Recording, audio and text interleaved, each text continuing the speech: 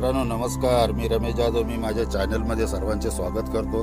मित्रांनो, मी सध्या कोकणात माझ्या गावी आलेला आहे आणि माझ्या गावापासून राजापूर हे 20 किलोमीटर अंतरावर आहे. आणि सध्या अलीकडेच होळी पौर्णिमेच्या दिवशी म्हणजे 24 मार्च 2024 रोजी राजापूरच्या गंगेचं आगमन झालेले आहे. आणि ही गंगा पाहण्यासाठी आम्ही उन्हाळे या गावी पोचलेलो आहोत. उन्हाळे गावी 12 महिने सतत गरम पाण्याचा झरा वाहत असतो आणि हा झरा पाहण्यासाठी आम्ही या ठिकाणी जात आहोत. मित्रांनो, मुंबई गोवा महामार्गावर रत्नागिरीतून गोव्याकडे जाताना राजापूरजवळ अर्जुना नदीचा ब्रिज ओलांडल्यानंतर थोडा चढ लागतो व तो पार केल्यानंतर डाव्या बाजूला साधारणपणे 3 ते 3.5 किलोमीटर अंतरावर उन्हाळे नावाचे गाव आहे. या गावाच्या ग्रामदेवतेच्या मंदिराजवळ 12 महिने सतत गरम पाण्याचा झरा वाहत असतो.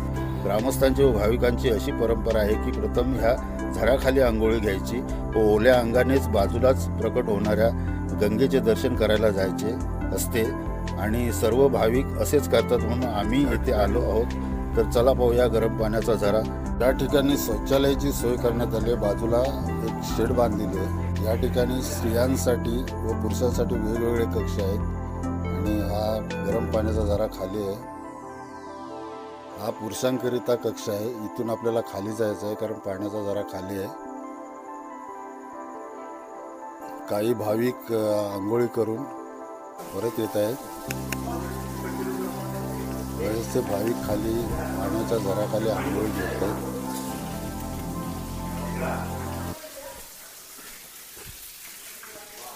गरम पाण्याचा झरा वाहतोय. भाविक लोक आंघोळी करत आहेत. तर मी पाहतो हे पाण्याचा झरा किती प्रमाणात गरम आहे. हा गरम आहे.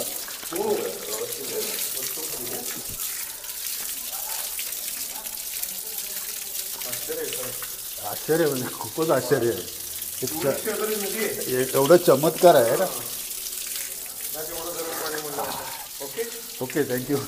तर मित्रांनो, या ठिकाणी आम्ही आंघोळी घेऊ शकलो नाही कारण कपडे आणले नव्हते. आणि आता आपल्याला इथून काहीच अंतरावर उंचावर राजापूरची गंगा आहे आणि या इथून एक पायवाट जाते. त्या पायवाटीने लोक जातात, पण आम्ही गाडीने चाललो आहोत. आत्ता आम्ही राजापूरच्या गंगेच्या इकडे आलो आहोत. माझ्या पाठीमागं पाहता हा भव्य असा गेट आहे आणि या गेटमधून एंट्री करून आपल्याला आतमध्ये जायचं आहे. तर चला पाहूया राजापूरची गंगा. राजापूरच्या गंगेचं दर्शन करण्यासाठी मी संपूर्ण कुटुंबासहित या ठिकाणी आलेलं आहे. तर चला आपण आतमध्ये जाऊन पाहूया गंगेचं स्वरूप, गंगेचं रूप, किती कुंड आहेत आणि पाणी किती आहे ते आपण पुढे जाऊन बघूया. हा व्हिडिओ आपण शेवटपर्यंत पाहावा.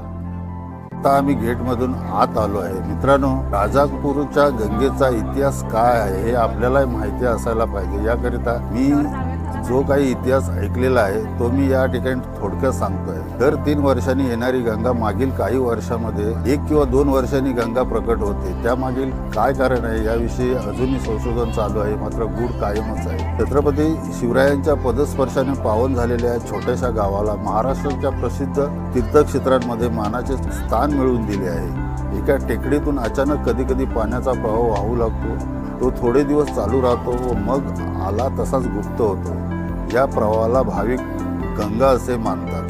तसेच उत्तरेकडील पवित्र गंगा नदी दक्षिण भारतात दर्शन देण्यासाठी कोकणात येते अशी भाविकांची मनातील श्रद्धा आहे. या पाण्याने भाविक स्नान करतात कारण ह्या पाण्याने कातडीचे आजार बरे होतात असे मानले जाते. त्या काळातील ऐतिहासिक दीपस्तंभ आपल्याला दिसत आहेत. राजापूरची गंगा सुमारे 13व्या शतकाच्या अखेरीपासून अवतीर्ण होत असल्याची माहिती काही ग्रंथांमधून उपलब्ध होते.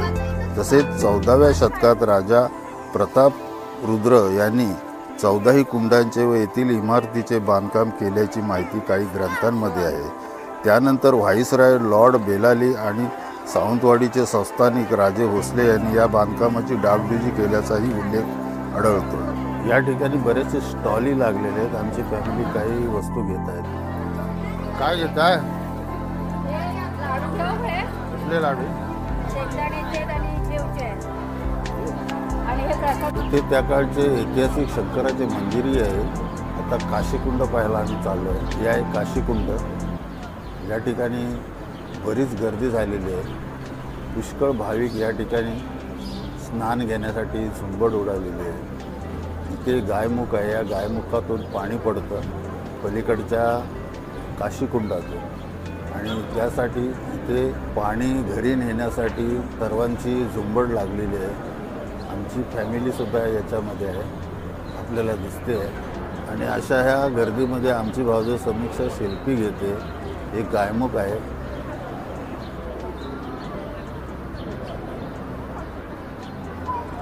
आमच्या पत्नीला गंगातीर्थ मिळालेलं दिसतंय मला वाटतं. आणि हे आहे काशीकुंड. हे काशीकुंड बऱ्याच प्रमाणात भरलेलं आहे. या ठिकाणी भाविक कसे टाकतात या कुंडामध्ये. या काशीकुंडातील पवित्र पाणी भटजी पुरोहित भाविकांच्या अंगावर ओतून देत आहे.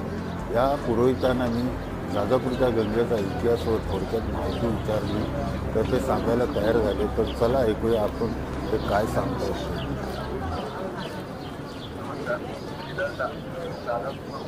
सर्व भाविकांचं स्वागत आहे. जेव्हा गंगा येते तेव्हा 14 कुंडात पाणी येतं. सर्व कोणत्याही कुंडात पावसाचंही पाणी साठून राहत नाही. प्रत्येक गंगेवर 13 कुंड आहेत पण 14 काशीकुंड ओळखलं जातं. या 14 कुंडांचं वैशिष्ट्य म्हणजे भारताच्या प्रमुख नद्यांची नाव आहे. प्रत्येक कुंडाला स्वतंत्र झरे निर्माण होतात. ज्यावेळी गंगा येते त्याच वेळी या 14 कुंडात पाण्याचा प्रवाह चालू होतो. प्रत्येक कुंडाची पाण्याची पातळी ही वेगवेगळी आहे. प्रत्येक पाण्याचे एवढे जवळजवळ प्रवाह असून देखील कोणत्याही प्रकारे इंटरकनेक्ट होत नाहीये. ज्यावेळी गंगा येते त्याच वेळी कुंडाही कुंडातील पाणी इथे स्वतंत्र आहे. पूर्ण त्याचे झरे व त्याचं पाण्याचं तापमान हे स्वतंत्र आहे. त्याचप्रमाणे पाण्याची पातळी ही ठराविक प्रत्येक कुंडाची पातळी वेगवेगळी आहे आणि त्या वेगवेगळ्या पातळीवरच पाणी थांबतं किंवा त्याच पातळीला राहतं. पाऊस जरी जोर पडला तरी कोणत्याही प्रकारे कुंड भरत नाही. सर्व जे बांधकाम आहे ते ऐतिहासिक आहे. ज्या 17व्या शतकातलं काळ्या दगडाचं बांधकाम आहे. ज्यावेळी 1600 मध्ये इंग्रज वसाहतीसाठी राजापूरला किंवा शिवाजी महाराज आले होते त्यावेळी स्नानाला आल्याची ऐतिहासिक नोंद देखील आहे. संपूर्ण हे जे पाणी आहे अतिशय सायंटिफिकली म्हणजे महत्वाचं पाणी मानलं. ज्या पाण्याला पण तांब्याच्या भांड्यात पाणी आपण इथे भाविकांच्या स्नानासाठी वापरतो. त्याच्या प्रॉपर्टीज त्या पाण्यामध्ये असतात आणि त्यामुळे स्किनचे प्रॉब्लेम्स वगैरे असतात पुरवण्यासाठी अतिशय पाणी क्लीन आणि क्लिअर आहे. त्यावेळी गंगा येते त्याच वेळी या 14 कुंडात पाणी असतं. मात्र गंगा येण्याचा, राहण्याचा, जाण्याचा कालावधी निश्चित नाही व तो एका तिथीला किंवा वर्षातून कोणत्याही महिन्यामध्ये गंगा येते. म्हणजे पावसाचाही आणि यांचा कोणताही संबंध नाही. म्हणजे पाऊस लांबणीवर जातो वगैरे असं म्हटलं जातं. मात्र असं काही होत नाही आणि हे विज्ञानाला आव्हान आणि निसर्गाचा चमत्कार असं म्हटलं पाहिजे. काशीकुंड पाहिल्यानंतर इतर कुंडही पाहण्यासाठी आम्ही या ठिकाणी आलो. हे पहिलं मुख्य कुंड आहे जिथे गंगेचा उगम होतो आणि त्यानंतर इतर कुंडांमध्ये पाण्याचा प्रवाह सुरू होतो. हे दुसरं, हे तिसरं, हे चौथं, हे 5वं, हे 6वं, हे 7वं, हे 8वं, 9वं, 10वं, 11वं, 12 आणि 13 आणि काशीकुंड पकडून 14 अशी 14 कुंडे या ठिकाणी आहेत. आणि प्रत्येक कुंडातील पाण्याची पातळी वेगवेगळी आहे आणि ती प्रत्येक कुंडातील पाण्याची चवही वेगवेगळी आहे.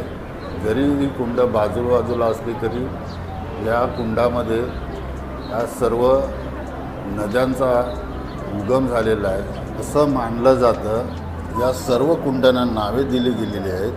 ती अशी मूळगंगा, चंद्रकुंड, सूर्यकुंड, बाणकुंड, यमुना कुंड, सरस्वती कुंड, गोदावरी कुंड, नर्मदा कुंड, कावेरी कुंड, अग्निकुंड, भीमाकुंड, चंद्रभागा कुंड आणि काशीकुंड अशी 14 कुंड आहेत. तिची पत्नी या ठिकाणी कपडे घेऊन न आल्यामुळं डोक्यावर फक्त पाणी शिंपडून देते.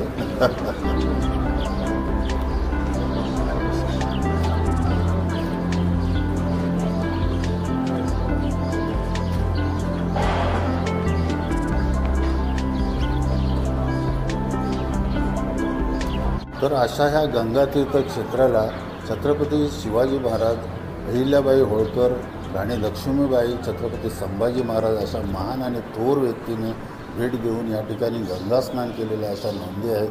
परंतु हे ऐतिहासिक तीर्थक्षेत्र पाहिल्यानंतर एक खंत वाटते की या तीर्थक्षेत्राची संपूर्णपणे पडझड झालेली आहे आणि याकडे महाराष्ट्र शासनाचा अजिबात लक्ष नाही.